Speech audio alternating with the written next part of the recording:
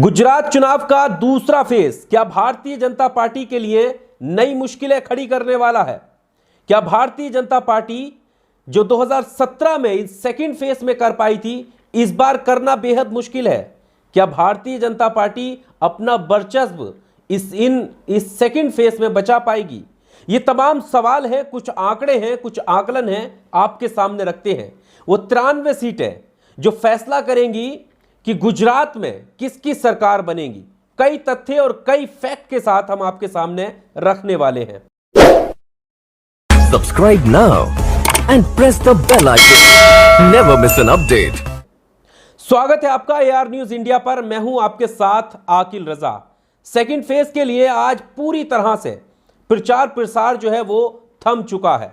अब बारी सिर्फ मतदान की है। मतदान करने के लिए 5 दिसंबर को लोग घरों से निकलेंगे और किस्मत का गुजरात की फैसला करेंगे कि फिर से 27 सालों के बाद भी क्या भारतीय जनता पार्टी वापसी करने वाली है, या फिर इस बार कांग्रेस या आम आदमी पार्टी या तीसरे विकल्प के तौर पर किसी पार्टी को गुजरात की जनता देखेगी। कुछ आंकड़े हम इन 93 सीटों के आपके सामने रखेंगे। वो आंकड़े 2017 में क्या कहते थे और अब 2022 आते आते इन सीटों पर किसका प्रभाव है, कौन सी पार्टी ज्यादा प्रभावशाली इन सीटों पर साबित होती हुई दिख रही है। तो हम इन 93 सीटों की पहले बात कर लेते हैं 2017 में क्या हुआ था। तो 2017 में आप देखेंगे कि भारतीय जनता पार्टी का पलड़ा भारी था। सेकंड फेज में 93 सीटों में से 51 सीटें भारतीय जनता पार्टी ने अपने नाम की थी। वहीं दूसरी तरफ कांग्रेस पीछा कर रही थी, तो 12 सीटों से पीछे लड़खड़ा गई थी। कांग्रेस के पास इन 93 सीट्स में से 39 सीटें आई थी। तो यहां पर बहुमत भारतीय जनता पार्टी को 2017 में मिला था, लेकिन 2022 की डगर भारतीय जनता पार्टी के लिए उतनी आसान नहीं है जितनी आसान भारतीय जनता पार्टी के नेता अपने भाषणों में बता रहे हैं। तो अब हालात क्या है उस पर जरा गौर कर लेते हैं। 12 सीटों से कांग्रेस पिछड़ी जरूर थी, लेकिन इस बार 2022 आते आते कई तरह के गठजोड़ बने हैं। आम आदमी पार्टी भी मैदान में है। आम आदमी पार्टी किसका नुकसान करेगी? और वो 12 सीटें जो पीछे रहती हुई कांग्रेस 2017 में, क्या अब 2022 में वो 12 सीटें कवर कर पाएगी? आइए जानते हैं। सेकंड फेज की 93 सीटों में से 32 सीटें उत्तर गुजरात की हैं और उन 32 सीटों को कांग्रेस का किला माना जाता है। किस तरह माना जाता है? क्योंकि 2012 से लेकर 2017 में और अब 2022 में अगर पिछले रिकॉर्ड की माने तो कांग्रेस यहां पर हावी रही है। यानी 93 सीट्स में से 32 सीटें निकाल दी जाएं तो उन 32 सीटों पर कांग्रेस हावी रही है। और कांग्रेस ने 2012 में 17 सीटें जीती थी, 2017 में भी 17 सीटें अपने नाम की थी। एक निर्दलीय विधायक वहां से जीते थे, जिग्नेश मेवानी, और वो भी अब कांग्रेस में है। तो इस हिसाब से माना जाए तो 18 सीटें कांग्रेस के पास हैं उन 32 सीटों में से। और अब जब माहौल बदला है, अब ऐसे में जो ये कयास लगाए जा रहे हैं कि वहां पर कांग्रेस का किला बनता चला जा रहा है, तो और कितनी आगे बढ़ेंगी। वहीं बीजेपी का उन 32 सीटों पे जो जनाधार है वो कमजोर हुआ है। 2012 में 15 सीटें, उसके बाद 2017 में 1 सीट घटकर 14 बची, और अब 2022 में क्या कुछ होने वाला है ये आने वाला वक्त बताएगा। लेकिन कहा यह जा रहा है, तमाम मीडिया रिपोर्ट्स की माने तो वहां पर भारतीय जनता पार्टी शिकस्त का सामना करेगी। अब 93 सीटों में से 32 सीटों की हमने बात कर ली, लेकिन बाकी जो 61 सीटें बची उस पर और नजर कर लेते हैं। उन 61 सीटों में से अधिकतर सीटें अहमदाबाद से सटी हैं, यानी अहमदाबाद में आती हैं, जिसमें दानी लिमड़ा विधानसभा है जो कि मुस्लिम बहुल्य सीट्स है, विधानसभा है। मुस्लिम जो है वो निर्णायक भूमिका में है, और उस सीट्स का भी ये रिकॉर्ड रहा है कि अभी तक वहां पर कमल नहीं खिला है। इसके अलावा गोधरा की सीट, जहां पर भी मुस्लिम जो है निर्णायक भूमिका में है, कहा जा रहा है कि वो भी कांग्रेस का गढ़ है। बड़गाम सीट कांग्रेस की बताई जा रही है। बहुत सी जगह ऐसी हैं जहां पर आम आदमी पार्टी अपना सिक्का जमाने के लिए तैयार है। तो देखना यह होगा कि क्या आम आदमी पार्टी जो ये 12 का अंतर रहा था इन 93 सीटों में, 2017 की अगर बात करें, कांग्रेस 12 सीटों से पिछड़ी जरूर थी, लेकिन आम आदमी पार्टी के आने से ये जो पिछड़ापन 12 का है, ये क्या आम आदमी पार्टी की तरफ शिफ्ट होएगा?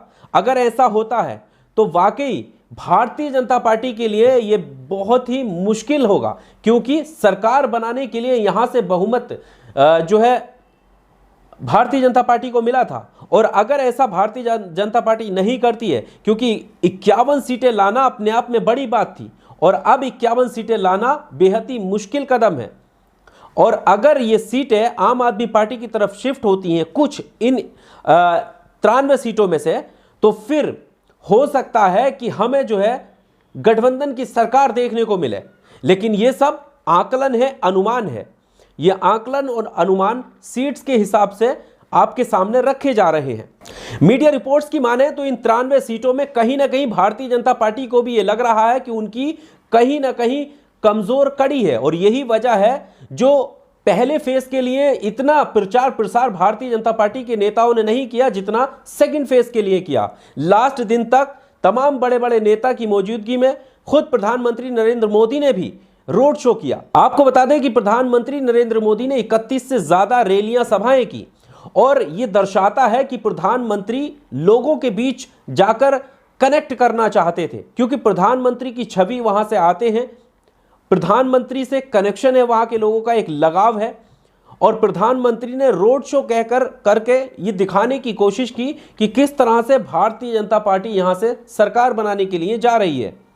लेकिन कहीं ना कहीं जैसे हमने बताया कि एक डर भी है कि इतनी बड़ी तादाद में जो है प्रचार प्रसार इस दूसरे चरण के लिए किया गया, इन 93 सीटों के लिए किया गया, और ये 93 सीटें ही फैसला करेंगी कि गुजरात में सरकार किसकी होगी। आम आदमी पार्टी, कांग्रेस गठबंधन के साथ यहां पर बीजेपी को मात देंगे, या भारतीय जनता पार्टी जैसे उनका मानना है कि 150 प्लस के साथ सरकार बनाने के लिए जा रहे हैं। लेकिन इन आंकड़ों की बात करें तो 150 प्लस का नारा उतना आसान नहीं लग रहा है, यानी 150 प्लस लाना आसान नहीं है। बहुमत तक पहुंचे ये एक बड़ी बात है, और त्रिकोणीय जैसे लोगों का मानना है, मीडिया रिपोर्ट्स कह रही हैं कि ये जो है मुकाबला जो है वो कड़ा है, तीनों बराबर से, बहुत सी सीटें ऐसी हैं जहां पर बराबर से लड़ रहे हैं, तो ये कहना आसान नहीं है कि किसी भी एक पार्टी के पक्ष में वोट जाएगा। बिजली का मुद्दा, दिल्ली मॉडल को लेकर केजरीवाल ने जो गुजरात में दिखाने का प्रयास किया है उसका एक अलग प्रभाव है। तो वहीं कांग्रेस जिस तरह से अपनी मौजूदगी 2017 को लेकर दर्ज करा रही है कि वहां पर हम 77 सीटें लेकर आए थे, कुछ सीटें रह गई थी, हो सकता है कि इस बार वो सीटें ले आए, क्योंकि उनके नेता भी भारत जोड़ो यात्रा में निकले हुए हैं, और ये कयास लगाए जा रहे हैं कि परिवर्तन लाने की बात की जा रही है तो कांग्रेस ही वहां पर विकल्प है, दूसरी पार्टियां काफी पीछे हैं। विकल्प के तौर पर अपने आप को केजरीवाल आगे रख जरूर रहे हैं, लेकिन हालात क्या रहने वाले हैं ये देखना बेहद जरूरी है। तो इन 93 सीटों में से 51 सीटें भारतीय जनता पार्टी 2017 में लाई थी, लेकिन 2022 में कितनी सीटें लेकर आएगी, क्या 51 ले पाएगी, ये अपने आप में भारतीय जनता पार्टी के लिए एक बड़ी चुनौती है। अगर वो ऐसा करती है तो उसकी डगर आसान होगी, वरना सरकार में वापसी करना या 150 प्लस का नारा देना ये इतना आसान नहीं है। आपको क्या लगता है? पहले फेज की 89 सीटें जो है कंप्लीट हो चुकी है, उस पर मतदान हो चुका है, जिसमें कांग्रेस पहले ही ये दावा कर चुकी है उन 89 सीटों में 55 सीटें वो जीती है, वो जीत रही है। ये दावा जो है कांग्रेस की तरफ से हुआ है। अब अगर ये मान लिया जाए कि 89 सीटों में से 55 सीटें कांग्रेस जीत रही है, तो फिर इन 93 सीटों को देखकर लग रहा है कि कांग्रेस की सरकार आ रही है। लेकिन ये सिर्फ दावे हैं, लेकिन आकलन जो कहते हैं वो ये है कि इन 93 सीटों में भारतीय जनता पार्टी के लिए बड़ी चुनौती होगी कि वो फिर से वो 51 वाला जो टारगेट है, 51 सीटें लाना, ये अपने आप में एक बड़ी चुनौती होगी। बहरहाल आपको क्या लगता है, क्या वाकई भारतीय जनता पार्टी 2017 के बाद फिर से 2022 में वही 51 सीटें दोहरा पाएगी, या फिर आम आदमी पार्टी या कांग्रेस यहां पर बहुत अच्छा प्रदर्शन करने के लिए जा रही है? और कांग्रेस के पास एक जो सही खबर है वो ये है कि उत्तर गुजरात में कांग्रेस का दबदबा है, जहां पर 2012 से लेकर 2022 तक वो वर्चस्व में रही है, और बढ़त के साथ आगे बढ़ी है। तो क्या सेकंड फेज में कांग्रेस कुछ कमाल कर पाएगी? वीडियो के अंत में जाकर आप कमेंट बॉक्स का सहारा लेकर अपनी राय जरूर दीजिएगा। अगर आपको इस तरह का एनालाइज पसंद है तो वीडियो को लाइक और शेयर जरूर कीजिएगा। दोस्तों, एक आखिरी रिक्वेस्ट, आप वीडियो के डिस्क्रिप्शन में जाकर आप हमें इंस्टाग्राम पर, ट्विटर पर और फेसबुक पर भी फॉलो जरूर कीजिएगा। शुक्रिया। Subscribe now and press the bell icon. Never miss an update.